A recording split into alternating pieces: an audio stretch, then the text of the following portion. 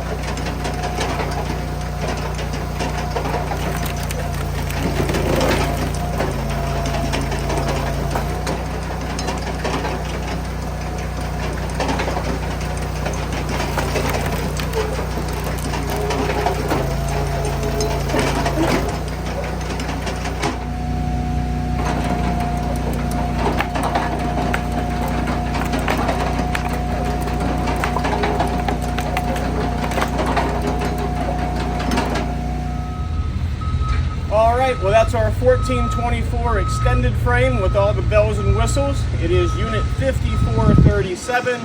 Again, full wedge package, a lot of upgrades, and a set of grizzly bars for $48.5, picked up here in Boonville, New York.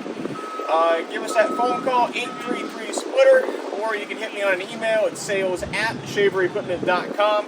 I don't think it's going to last long, but we've got 2 of them, so let's head on over to the second unit and we'll run some wood through that one.